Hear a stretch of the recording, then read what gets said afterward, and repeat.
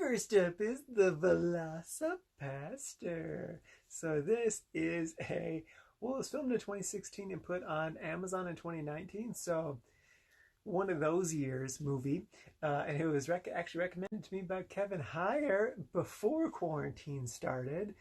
He was like, "Oh, this seems like something you'd like," and I was like, "Oh, this looks kind of dumb. All right, whatever."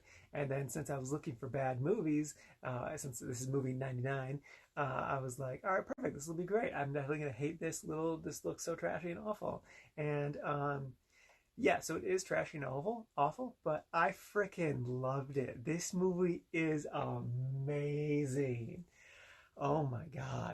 So the premise is there's this priest, not a pastor, who can turn into a dinosaur. And it's just amazing. It's campy and ridiculous and absurd, and it just like it beats you over the head with its absurdity constantly. And like that can be a little tiring, but it's also just so freaking amazing. Like it's made by someone who loves these ridiculous low budget B movies, or really like Z movies. It's so low, but like, and it was made with like no money. It was like $35,000, and it knows what it is, and it's trying to be what it is, and knows what it is, and it just plays into that, and it's so amazing. Like one of my favorite moments early on, like the moment where I was like, oh, okay, I'm down for this, was there was a car explosion, and I was like, oh, okay, that was kind of ridiculous because they didn't really see it. But then like the camera cuts back to where the car was, and instead of seeing a car on fire, it's just text on the screen that says VFX missing, car on fire, and it just like keeps cutting back to it, and I'm like, okay, I wasn't expecting that, and it was just really ridiculous. Oh my God, it's so great. I hope you get to make a sequel. They're trying to make a sequel right now, but quarantine. Anyway, I 100% recommend this movie to everyone. It's so crazy and awesome and wonderful. Though I would say I probably watched it in the worst way possible because I was sober and alone. I would definitely say watch this with other people. That'll make the enjoyment more better. And being under the influence of something will probably also help it because it just like it can be a bit like it doesn't let up in its absurdity. And I had to kind of pause it for a little bit to be like, okay, I'm liking this a lot, but like I need a little break. Another one of my favorite moments is there's a sex scene and it's ridiculous and over the top, but like it's just a full on music video, and it's oh my God.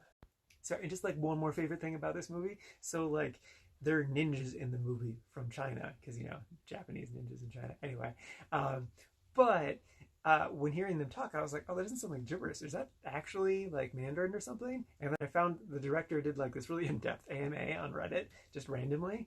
And yeah, no, it's actually Mandarin, Cantonese, and Korean that they're speaking because he's like into languages and stuff. And it's just like, he put so much effort into this thing to make it even more ridiculous. Like oh my God, it's just like reading through that AMA made me love this even more because like it legit is a passion project, and it's a giant love letter to all this stuff. And like, well, thinking about the movie, I can kind of compared it to like the Grindhouse movies, the Quentin Tarantino, Roger Rodriguez movies, and like, yeah, I get what those movies are trying to go for, but like they had millions of dollars. This literally had thousands of dollars, and I think that was the right way. So if you want to watch something that's ridiculous and absurd and crazy and just so dumb, it's crazy dumb, but like it's amazing. It's so amazing. Definitely watch this movie. I love it. I love it. I love it. Now on to The Last Airbender. This is a 2010 movie directed by M. Night Shyamalan, adapted from the Nickelodeon show of the same-ish name. And so decided to watch this because a friend of mine recently convinced me to watch the show Avatar: The Last Airbender because I never saw it as a kid. And because he was like, oh, it's the most amazing thing ever. And I was like, oh, okay, whatever. And so I started watching it. And it took me like 6 episodes to get into. And I was like, all right, this is okay. And then by like the last 3 episodes, I was like, oh, yeah, no, this is actually great. I do really like this show. But I thought it'd be funny to kind of watch the movie because I've heard like just so much hate about this movie over the years, and I was like, is the hate really justified? Does it really live up to all the hate? No, it definitely does. This movie's awful. It's so bad. So I tried looking at this movie from 2 different perspectives. One, like, had I not seen the show and just like as just a regular movie, how does it hold up? And then also just from an adaptation point of view, how does this movie hold up? And in both regards, the movie is awful. So like, just as a movie standpoint, there are no characters in this movie. They're just like kind of there doing stuff. Like there's no character moments. No one has any personalities. They're just like running from plot point to plot point to plot point. Like I know people have often talked about how this movie feels like they're just rushing through the whole story, but they really are. And they didn't need to even cover everything from the story. Like while I was watching the show, I was like, okay, how would I break this up into a movie? And it was really simple. You just take the first few episodes, that's act 1 of the movie. You take the last few episodes, that's act 3 of the movie. And then the middle part of the movie is just like a big adventure. We get to know the characters and like grow and have like these really strong moments. But instead what they did was they took the first 17 episodes, and that's the first half of the movie, and the last 3 episodes are the second half of the movie.